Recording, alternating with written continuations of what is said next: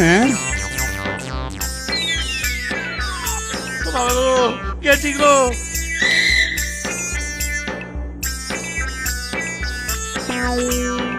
লালু, লালু,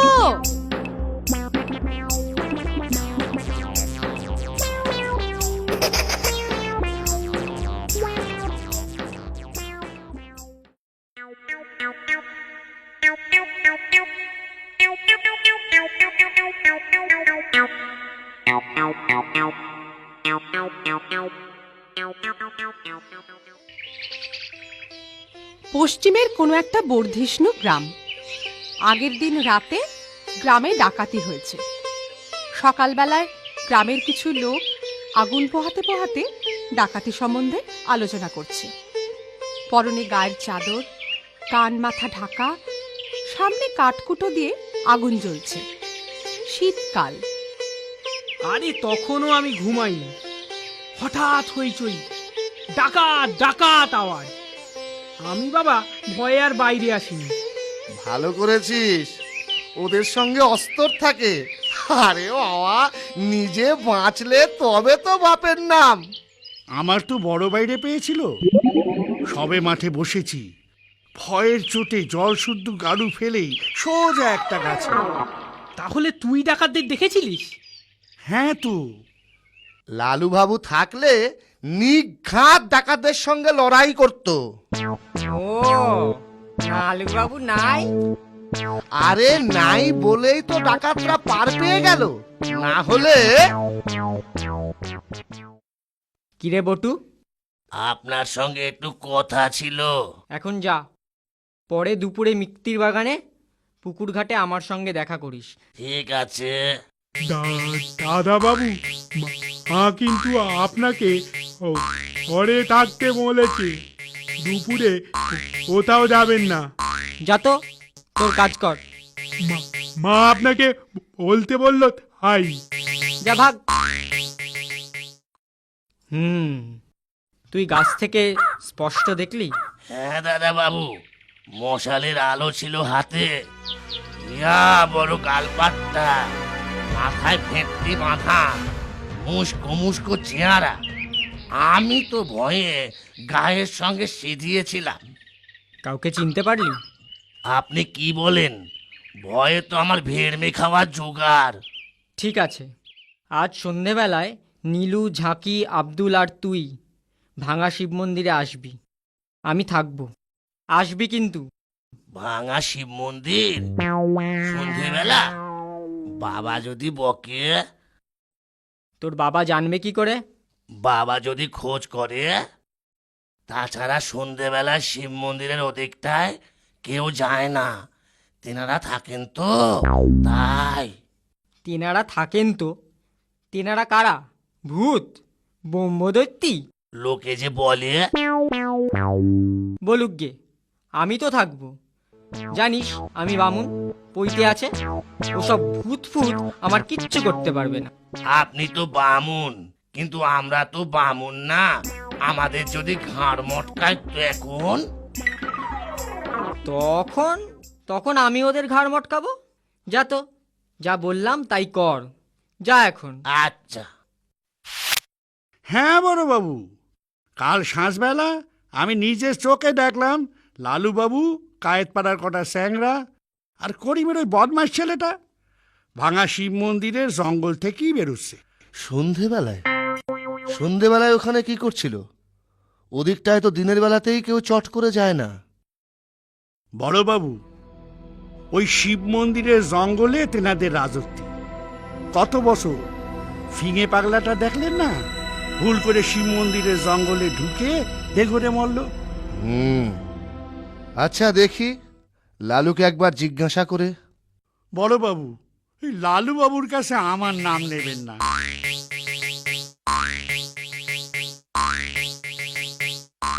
কেন গো? ও আচ্ছা আচ্ছা, বেশ, তোমার নাম করব না। এই, কাল সন্ধেবেলা তোরা শিব মন্দিরের জঙ্গলে গিয়েছিলি কেন? জানিস না ওখানে দিনের বেলাতেই কেউ যায় না? আপনাকে কে বলল? তার জবাব কি তোকে দিতে হবে রে বেয়াদব? আর যদি কোনোদিন শুনি, চপকে পিছে চামড়া তুলে দেব।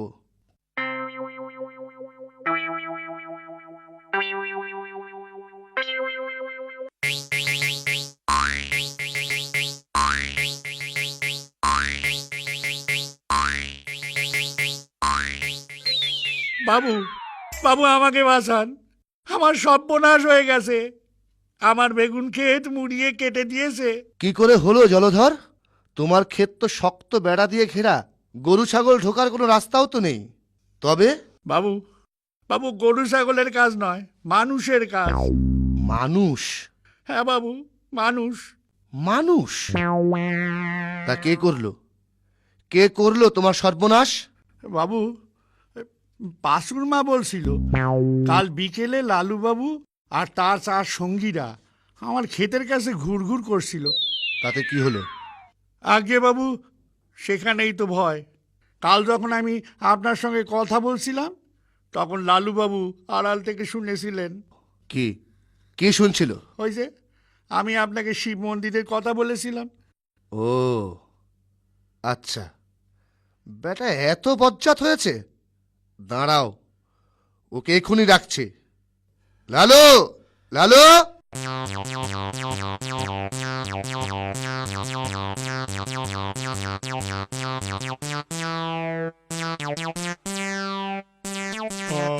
আগে বাবু, দাদা বাবু তো বাড়িতে নেই। বাড়ি নেই?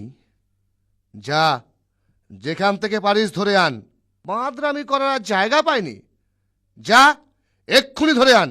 বাবু, বাবু আমার কি হবে? আমি যে ধনে প্রাণে মারা যাব। মরবে কেন? যদি প্রমাণ হয় লালুর কাজ, তাহলে ওকে দিয়েই তোমার খেতে চাষ করাবো। খরচ খরচা সব আমার, কিন্তু তোমাকেও প্রমাণ করতে হবে যেটা লালুরই কাজ। আগে বাবু, আমি তো চোখে দেখিনি, তবে পাশুর মা ওদের ঘুরঘুর করতে দেখেছিল। তাই তাই? তাই কি ক্ষেতের বেগুন গাছ মুড়োতে দেখেছিল কি? আগে তবে তবে যদি প্রমাণ করতে পারো, তাহলে তোমার ক্ষতিপূরণ পাবে। যাও, আগে প্রমাণ করো। যে আগে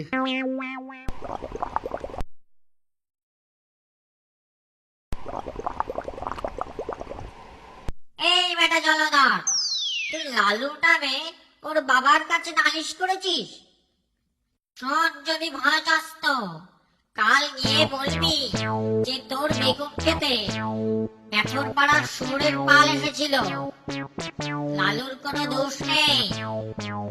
আর পাঁচুর মাকেও বলবি সে যা দেখেছে সব ভুল। বুড়ির চোখে চালসে পড়েছে, বুঝলি? লালু আমার ভক্ত, ওর কোনো ক্ষতি হলে তোর সর্বনাশ হবে। ওরাও তাই করবি, নিপক চলবি। বাবা গো!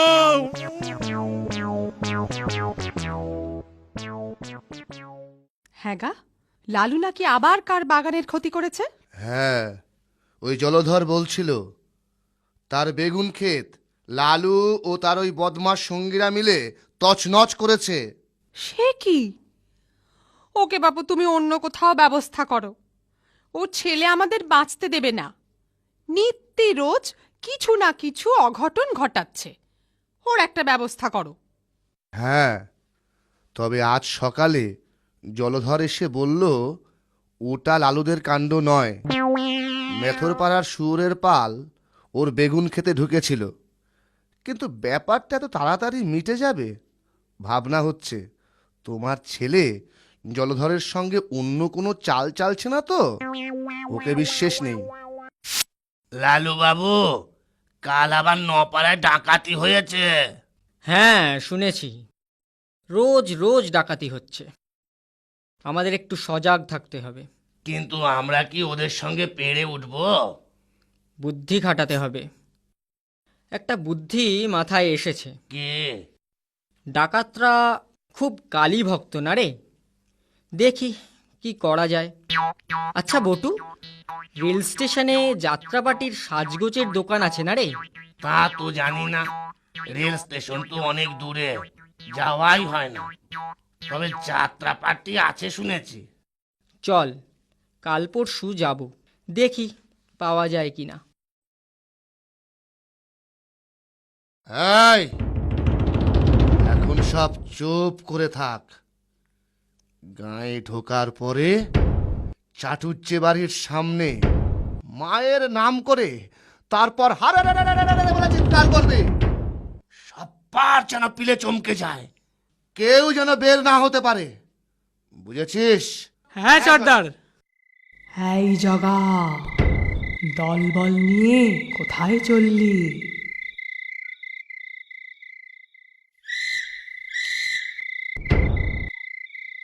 মা, এ তোমার কি লীলে মা?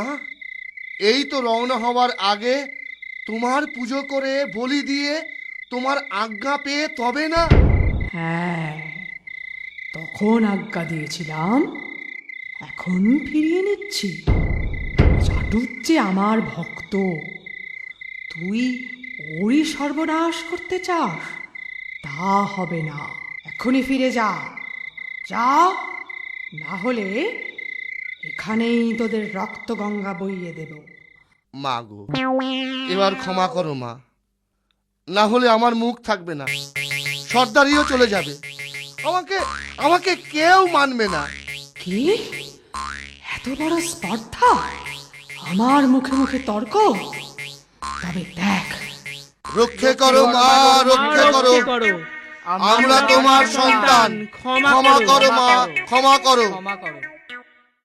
মা গো, ক্ষমা দাও মা, আমরা কত ভাগ্যি করে এসেছি, তোমার দর্শন পেলুম। আমরা এক্ষুনি চলে যাচ্ছি মা, আর এমুকু হব না। হ্যাঁ, আর এ মুখে হবি না, জীবনেও না। যদি কখনো ভুলে আসিস, তবে মুখে রক্ত উঠে মরবি। তোদের বংশ নির্বংশ হবে, বুঝলি? হ্যাঁ মা, জীবনে কখনো এ তল্লাটে আসবো না, কথা দিলাম।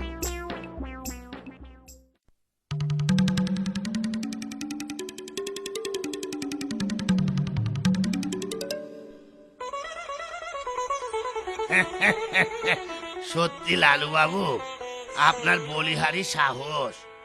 আমি তো ঝোপের আড়ালে শুধুই কাঁপছি আর মা কালীকে ডাকছি। এই বোধহয় জগা ডাকাত টের পেয়ে গেল। আরে আমিও তো প্রথম ভয় পেয়েছিলুম, তারপর যখন দেখি বেটারা সত্যি ভেবে মাটিতে পড়ে গড় করছে, তখন আর ভয় পাইনি। যাক, সত্যিই আমাকে মাকালি ভেবে শপথ করেছে যখন, এ তল্লাটে আর আসবে না। হ্যাঁ, আপনার জন্য চাটুজ্জিরা বেঁচে গেল, না হলে জগা ডাকাত ওদের ফতুর করে দিত।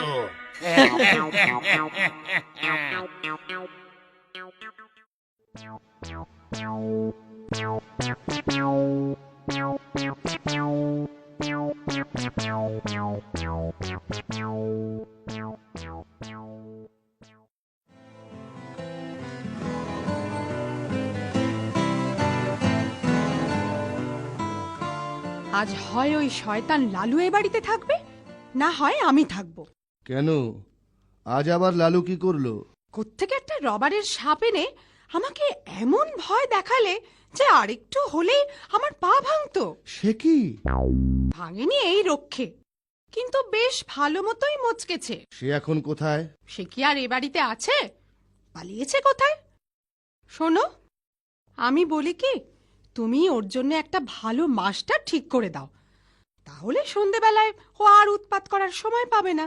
আমি অনেক কষ্ট করে লেখাপড়া শিখেছি, আমার নিজের কোনো মাস্টার ছিল না, লালুও তাই করবে, আমি কোনো মাস্টার রাখবো না। বাবু, আপনার চিঠি এই মাত্র ডাকে এলো। চিঠি? কই দেখি। কার চিঠি? কে লিখেছে? শুনছো, তোমার গুরুদেব আসছেন, গ্রহণ উপলক্ষে উনি কাশিতে এসেছেন, সেখান থেকে ফেরবার পথে এখানে এসে আশীর্বাদ করে যাবেন সবাইকে। গুরুদেব আসছেন এখানে? ঠাকুর, এতদিনে মুখ তুলে চাইলে গুরুদেবের পায়ের ধুলো পড়বে এই বাড়িতে, পবিত্র হয়ে যাবে এই বাড়িটা। আচ্ছা, গ্রহণের তো আর বেশি দিন বাকি নেই গো, উমা, সব গোছগাছ করতে হবে তো। কি করব? গুরুদেব আসছেন, সময় তো কম। কই রে, কোথায় গেলি সব? তোদের হলো? একটু তাড়াতাড়ি হাত চালা বাবা, গুরুদেবের আসার সময় হয়ে গেল যে। লালু তো ওনাকে আনতে চলে গেল।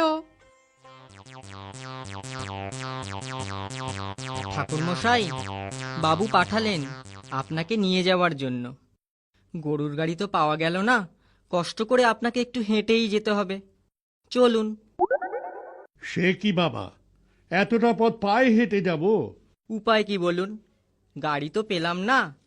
আর খুব একটা দূরও তো নয়, এই পশ্চিমের পথ ধরে গেলে বেশি সময় লাগবে না। পশ্চিম কেন? নন্দরানী যে বললে পূবগা। হো, সে তো পুরনো বাড়ি। নতুন তেতলা বাড়িতে আপনার জন্য বিস্তর আয়োজন হয়েছে, সে তো পশ্চিমে। ঠাকুরমশাই, আমি পুরোটা পথ আপনার সঙ্গে যেতে পারবো না, একটু বাজারে যাব তো। আপনাকে পথ দেখিয়ে দিলে যেতে পারবেন না? হ্যাঁ হ্যাঁ, নিশ্চয়ই পারবো। ওই পথ ধরে সোজা এক কোষ হেঁটে গেলেই নতুন বাড়ি পেয়ে যাবেন।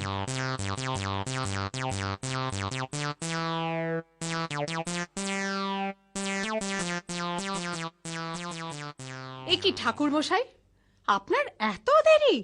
হার বলো না মা, 2 কোষ পথ এই রোদে পায়ে হেঁটে আসছি। পায়ে হেঁটে 2 কোষ পথ? কিন্তু গাড়ি তো পাঠিয়েছি ঠাকুর মশাই আপনার জন্য। কিন্তু ওই ছেলেটি যে বলল মা গাড়ি আসেনি, পশ্চিমের পথে হেঁটে যান। আর ওই উল্টো পথে হেঁটেই মা আমার এই দুর্গতি। ছেলেটি? বুঝেছি, নির্ঘাত শয়তান লালুরই এ কীর্তি। লালু, লালু! সুখী হও মা, দীর্ঘজীবী হও বাবা। থাক থাক থাক। বাবা, এই আমার ছেলে লালু। ওরে, প্রণাম কর। হ্যাঁ, বেটাকে আরো জব্দ করে ছাড়বো। আহা, আমার যত্ন আত্মীর কোনো ত্রুটি করেনি নন্দরানী। নিজের হাতে রান্না করে পরিবেশন করেছে, আবার আমার শয়নের জন্য এই সুকমল ব্যবস্থা করে গেছে নিজে হাতে। কোথাও কোনো খুঁত নেই, যথার্থ মন প্রাণ ঢেলে সেবা করেছে সে। আমি অতি প্রসন্ন হয়েছি। এমন সেবা পেলে মাসখানেক কি, মাস 6 কাটিয়ে যেতে কোনো আপত্তি নেই আমার। সুখী হও মা, ভাগ্যবতী হও। রাধে কৃষ্ণ, রাধে কৃষ্ণ। উফ, কি ঠান্ডা জল! জল কোত্থেকে এলো? নতুন বাড়ি করলে নন্দরানী, কিন্তু এর মধ্যেই পশ্চিমের কড়া রোদে ছাদটা ফেটেছে দেখছি। খাটটা বেশি ভারী নয়, ওদিকে নিয়ে যাই। উফ, এবার একটু শান্তিতে শোবো। ইহ, ছাদটা দেখছি এধার থেকে ওধার অব্দি ফেটে গেছে। আচ্ছা, খাটটা একটু ওধারে নিয়ে গিয়ে দেখি তো। না, কোনো লাভ নেই। জল পড়ে বিছানাটাও পুরো ভিজে গেছে। শোবার কোনো উপায় নেই। কি যে করি! অজানা জায়গা, বাইরে যেতে তো বেশ ভয় করছে। কিন্তু না না, ভেতরে থাকাও চলবে না। ফাটা ছাদ এই বৃষ্টিতে ভেঙে যদি মাথার ওপর পড়ে, তার থেকে বাইরেই যাই বরং। কি ঘোর অন্ধকার রে বাবা, কেউ কোথাও নেই। আর কি ঠান্ডা হাওয়া, শীত শীত করছে যে। চাকর বাকররা কোথায় শোয়? কোন ঘরটা তাদের? কি করি, ডাকি একবার। কই, কে কোথায় আছো? না, কারো কোনো সাড়া তো মিলল না। আরে, ওই তো একটা বেঞ্চি। যাই, ওখানে গিয়ে বসি। এই ঝড় জলের রাতে সবাই কি আরামে ঘুমোচ্ছে। নন্দরানী ও সুকোমল শয্যায় নিদ্রিত, আর আমি এই বেঞ্চিতে বসে।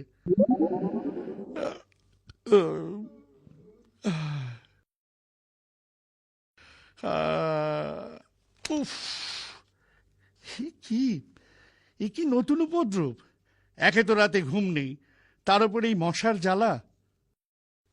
ওরে বাবা, একই মশারে, এই বাহিনীকে উপেক্ষা করবে এ বিশ্বে এমন বীর পুরুষ কেউ নেই।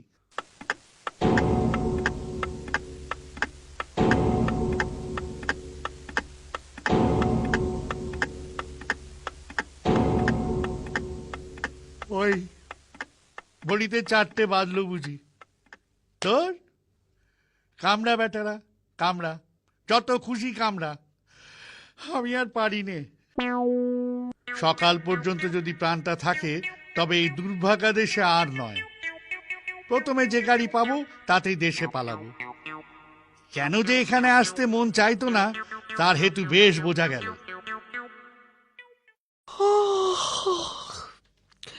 ওরে বাবা, উঠি গে।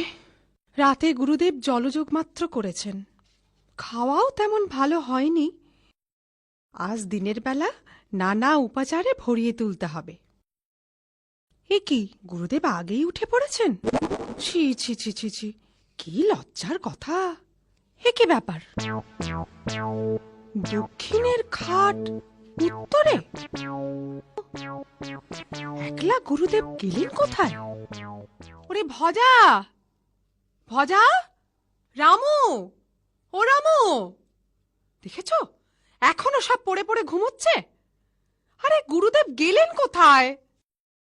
আরে এ কি, ওটা কি? ওই কোণে কে যেন বসে না? গুরুদেব! ঠাকুরমশাই, ঠাকুরমশাই, ঠাকুরমশাই, ঠাকুরমশাই, আপনি এখানে কেন? নতুন বাড়ি করেছো মা, কিন্তু ছাদ যে আর আস্ত নেই। সারা রাতের বৃষ্টি বাদল বাইরে তো আর পড়েনি, পড়েছে আমার গায়ের ওপর। কেন বাবা? খাট টেনে যেখানেই নিয়ে যাই সেখানেই পড়ে জল। পাছে ছাদ ভেঙে মাথায় পড়ে, পালিয়ে এলাম বাইরে, কিন্তু তাতেই কি আর রক্ষে আছে রে মা? পঙ্গপালের মতো ডাঁশ ডাঁশ মশা ঝাঁকে ঝাঁকে সমস্ত রাত্রি যেন ছুবলে খেয়েছে। এধার থেকে ছুটে ওধারে যাই, আবার ওধার থেকে ছুটে এধারে আসি। গায়ের অর্ধেক রক্ত বুঝি আর নেই রে মা। কিন্তু বাবা, বাড়িটা যে তেতলা, আর আপনার ঘরের ওপর আরো 2টো ঘর আছে। বৃষ্টির জল 3-3টে ছাদ ফুঁড়ে নামবে কি করে? এ নিশ্চয়ই ওই লালুর কোনো শয়তানি বুদ্ধি। বিছানা ভিজে, জল পড়ছে কোত্থেকে? এ কি, এ যে কাপড়ে বাঁধা 1 চাঙড় বরফ, সবটা গলেনি, এখনো 1 টুকরো বাকি আছে। হারামজাদা লেলো, লেলো, লেলো, কোথায় লেলো? কাজকর্ম চুলোয় যাক, ওই বচ্চাটাকে যেখানে পাবি মারতে মারতে ধরে নিয়ে আয়। কেন, কি করলে সে? বিনা দোষে গুরুদেবের কি অবস্থা করেছে সে, দেখো দেখো গে। মশারিতে বরফ বেঁধে কি হেনস্থাটাই না করেছে গুরুদেবের। এ দোষী ছেলেকে নিয়ে ঘর করব কি করে, তুমিই বলো? ওহো, এতক্ষণে বোঝা গেল। এ আমারই বোকামি মা। ছেলে তোমার দোষী বটে, তবে ভারী বুদ্ধিমান। কি হয়রানিটাই না করেছে। লালু বাবু বাড়িতে কোথাও নেই মা, মাসিমার বাড়িতে বসে খাবার খাচ্ছে দেখে এলুম। আর দিন 15 ওই বাড়ির ত্রিসীমানায় যাচ্ছি নে।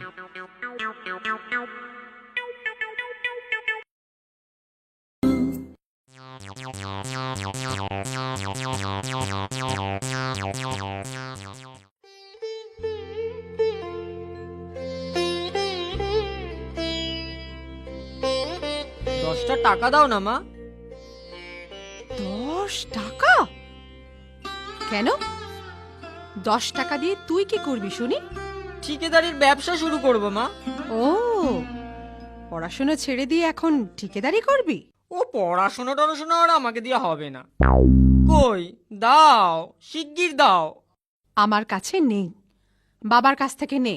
বাবা, ও হবে না, তুমি দাও না মা। উফ, পারি না বাবা। এই নে ধর, তোর বাবা জানলে। বাবাকে আবার কিছু বলো না যেন। এই দিকটা। হ্যাঁ হ্যাঁ, আরে তাড়াতাড়ি কর। কি রে, পড়াশুনো ছেড়ে ঠিকেদারিতে লেগেছিস? তোর পুঁজি তো 10 টাকা, চালাতে পারবি? আর কত চাই, এই তো ঢের। যা যা দৌড়া, পার্সেন্টেজের খাতায় না হলে এখনই ঢেরা পড়ে যাবে। ছেলেবেলায় আমরা যখন বাংলা স্কুলে পড়তাম তখন লালু ছিল আমাদের মিস্ত্রি। ওর বইয়ের থলির মধ্যে সব সময় মজুদ থাকতো একটা হামনদিস্তার ডাঁটি, একটা নড়ুন, একটা ভাঙা ছুরি। আর ওই ফুটো করার পুরনো তুরপুনের ফলা, এ দিয়ে সে পারত না এমন কোনো কাজ নেই। কি জানি কোত্থেকে সেসব জোগাড় করেছিল। স্কুল শুদ্ধ সবার ভাঙা ছাতি সারানো, স্লেটের ফ্রেম আটা, জামা কাপড় সেলাই করে দেওয়া, এমন কত কি। কোনো কাজে কখনো না বলতো না, আর করতেও কি চমৎকার। একবার ছট পুজোর দিনে কয়েক পয়সার রঙিন কাগজ আর শোলা কিনে কি একটা তৈরি করে গঙ্গার ঘাটে বসে প্রায় 2.5 টাকার খেলনা বিক্রি করে ফেললে। আর তার থেকে আমাদের পেট ভরে চিনেবাদাম ভাজা খাইয়ে দিলে। আর জিমন্যাস্টিকের আড্ডায় লালুর সমকক্ষ কেউ ছিল না। তার গায়ের জোরও ছিল যেমন অসাধারণ, সাহসও ছিল তেমন অপরিসীম। ভয় কারে কয় তা সে বোধ করি জানতো না। সকলের ডাকেই সে ছিল প্রস্তুত। সবার বিপদেই সে সকলের আগে এসে উপস্থিত। তাই সে ছিল সকলের প্রিয়। তবে তার একটা দোষ ছিল মারাত্মক। কাউকে ভয় দেখানোর সুযোগ পেলে সে কিছুতেই নিজেকে সামলাতে পারত না। এ ব্যাপারে ছেলে মেয়ে বুড়ো বাচ্চা গুরুজন সবাই তার কাছে সমান। হ্যাঁ, ভয় দেখাবার এমন সব অদ্ভুত ফন্দি তার মাথায় এক নিমেষে কোত্থেকে আসে আমরা কেউ ভেবেই পেতাম না। একবার হয়েছিল কি, মনোহর চাটুর্যের বাড়ি কালী পুজো। দুপুর রাতে বলির ক্ষণ বয়ে যায়, কিন্তু কামার অনুপস্থিত। বলির সময় বয়ে যাচ্ছে, কামার কোথায়? কই রে, একবার খোঁজ করতো, সে কোথায়? হুজুর, খোঁজ করেছি, পেটের ব্যথায় সে অচেতন, আসতে পারবে না। এখন কি হবে? তবে উপায়? এত রাতে ঘাতক মিলবে কোথায়? দেবীর পুজো পণ্ড হয়ে যাবে যে। পাঁঠা কাটতে পারে লালু, এমন অনেক সে কেটেছে। তবে এখুনি যা, যেখান থেকে পারিস ওকে ধরে নিয়ে আয়। না না, আমি ওসব আর পারবো না। না কি গো, দেবীর পুজোয় ব্যাঘাত ঘটলে সর্বনাশ হবে যে। হয় হোক গে, ছোটবেলায় ও কাজ করেছি, কিন্তু এখন আর ও কাজ করতে পারবো না। আর 10 থেকে 15 মিনিট মাত্র সময়, তারপরে সব শেষ। মহাকালীর কোপে কেউ বাঁচবে না। ওরা নিরুপায় হয়ে এসেছেন, না গেলে অন্যায় হবে। তুমি যাও। চলুন তবে, বাবার আদেশ অমান্য করি কি করে।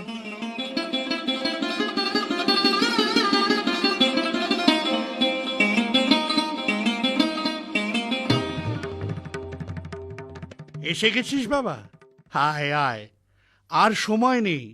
ওরে ঢাক বাজা, ঢাক বাজা।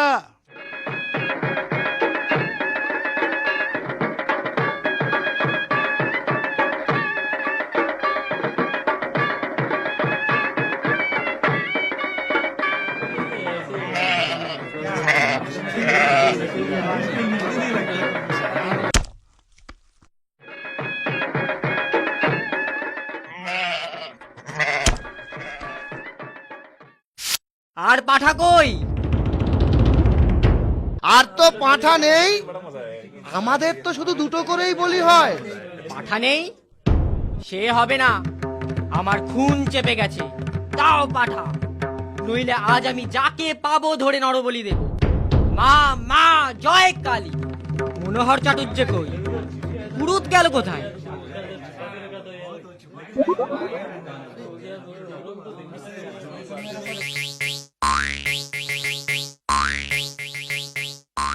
চলো চলো, হাঁড়ি কাটে গিয়ে গলা দেবে। লালু বাবা, স্থির হয়ে চেয়ে দেখ বাবা, আমি পাঁঠা নই, মানুষ। সম্পর্কে আমি তোমার জ্যাঠা মশাই হই বাবা। তোমার বাবা সম্পর্কে আমার ভাইয়ের মতো। সে জানি নে, আমার মাথায় খুন চেপেছে। চলো তোমাকে বলি দেব। মায়ের আদেশ। না বাবা, মায়ের আদেশ নয়, মা যে জগৎ জননী। জগজ্জননী? সে জ্ঞান আছে তোমার? আর দেবে পাঠা বলি? ডেকে পাঠাবে আমাকে আর পাঁঠা কাটতে? বলো। কোনোদিন নয় বাবা, আর কোনোদিন নয়।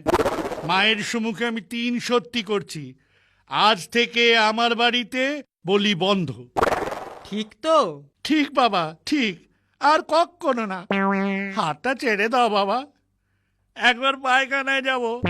আচ্ছা যাও, তোমাকে ছেড়ে দিলাম। কিন্তু পুরুত পালালো কোথায়? আর গুরুদেব, সে কই?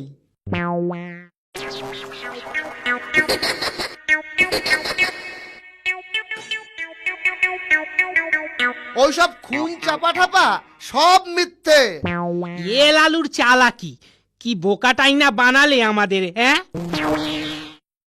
ওই বজ্জাত ছোড়াটাকে যদি কাল সকালে ওর বাপকে দিয়ে 50 ঘা জুতো না খাওয়াই, তো আমার নামই মনোহর চাটুর্যেই নয়। দেবতার সামনে প্রতিজ্ঞা করেছিলেন বলে চাটুর্য বাড়ির কালী পুজোয় তখন থেকে পাঠা বলি উঠে গেল।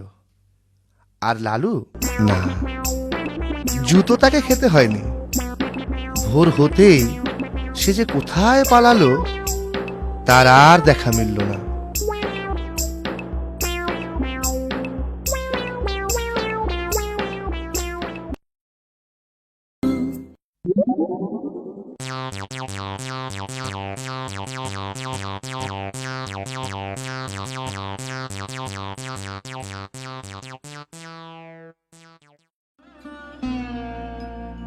গায়ে তখন শীত পড়েছে।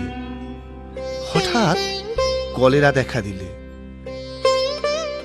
তখনকার দিনে ওলা ওঠার নামে মানুষ ভয়ে হতজ্ঞান হতো। কারো কলেরা হয়েছে শুনতে পেলে সে পাড়ায় আর মানুষ থাকতো না। কেউ মারা গেলে তাকে দাহ করার জন্য লোক পাওয়া দুষ্কর হতো। কিন্তু সে দুর্দিনেও আমাদের ওখানে এমন একজন লোক ছিল যার কোনো কাজে আপত্তি ছিল না। জীবনের ব্রত ছিল মরা পোড়ানো। গোপাল খুঁড়ো তার নাম। কারো অসুখ শক্ত হয়েছে শুনলে তিনি রোজ ডাক্তারের কাছে সংবাদ নিতেন। আর আশা নেই শুনলে খালি পায়ে গামছা কাঁধে সে ঘন্টা 2 পূর্বেই সেখানে গিয়ে উপস্থিত হতেন। আমরা জন কয়েক ছিলাম তার চেলা। মুখ ভার করে তিনি বলে যেতেন, ওরে, আজ রাত্রিটা একটু সতর্ক থাকিস, ডাকলে যেন সাড়া পাই। শাস্ত্রবাক্য মনে আছে তো? রাজোদ্দারে শ্মশানে চ। আগে আছে বই কি, আপনি ডাকলেই গামছা নিয়ে বেরিয়ে পড়ব। বেশ বেশ, এই তো চাই। এর চেয়ে পুণ্যকর্ম সংসারে আর নেই। বিষ্ণু পণ্ডিতের পরিবারটা বুঝি আর রক্ষে পেল না। হ্যাঁ?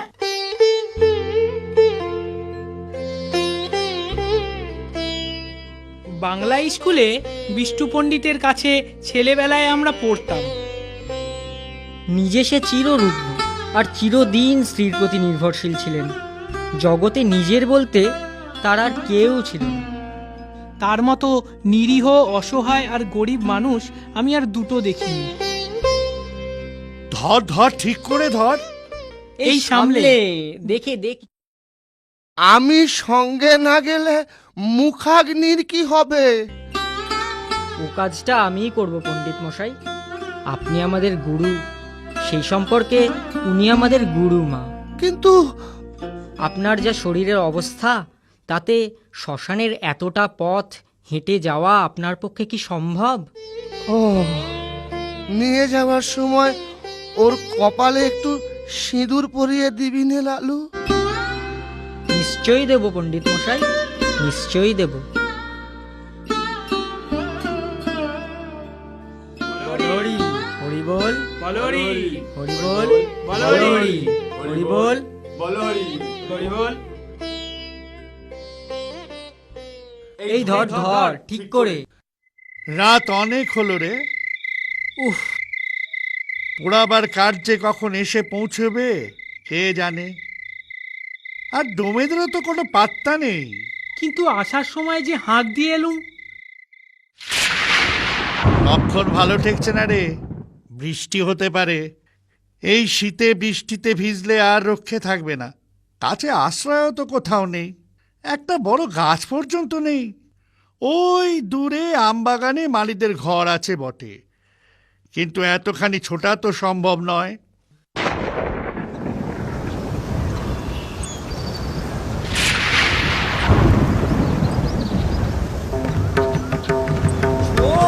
ওরে ছোট রে, এই শীতে ভিজলে আর দেখতে হবে না। উফ বাবা, কি দুর্যোগ! যাক, থামলো শেষে। আরে ওই তো কাঠও এসে গেছে দেখছি, কিন্তু ডোমেদের দেখা নেই কেন? এ ব্যাটারা এইরকমই, শীতে ঘর থেকে বেরুতেই চায় না। এই চল চল, কাঠগুলো আমরা সাজিয়ে ফেলি। কিন্তু লালু, লালু এখনো ফেললো না কেন? সে যে বলেছিল মুখে আগুন দেবে। ভয়ে বাড়ি পালালো না তো? লালুটা ওই রকমই। আরে বাবা, যদি তোর এতই ভয় তবে মরা ছুঁয়ে বসতে গেলি কেন? আমি হলে বজ্রাঘাত হলেও মরা ছেড়ে যেতাম না। ছেড়ে গেলে কি হয় খুড়ো? কি হয়? কত কি, শ্মশান ভূমি কি না? আচ্ছা খুড়ো, শ্মশানে একলা বসে থাকতে আপনার ভয় করে না? ভয় আমার? অন্তত 1000টা মরা পুড়িয়েছি জানিস। সত্যি খুড়ো, তোমার গর্ব করা সাজে। আমি চুলোটা কেটে ফেলি, তোরা হাতাহাতি করে চুলোটা সাজিয়ে ফেল। আচ্ছা খুড়ো, মরাটা যেন ফুলে দ্বিগুণ হয়েছে না? ফুলবে না? লেপ কাতা সব জলে ভিজছে যে। কিন্তু তুলো জলে ভিজলে তো চুপসে ছোট হয়ে যাবে খুড়ো, ফুলবে না তো। তোর ভারী বুদ্ধি, যা করছিস কর। উফ বাবা! খুড়ো, মরা যেন নড়ে উঠলো। তোর মতো ভীতু মানুষ আমি কখনো তো দেখিনি নড়ু। তুই আসিস কেন এসব কাজে? যা যা যা, বাকি জিনিসগুলো আন, আমি চিতেটা সাজিয়ে ফেলি। গাদা কোথাকার! না খুড়ো, গতিক ভালো ঠেকছে না। মরাটা যেন সত্যিই নড়ে উঠলো।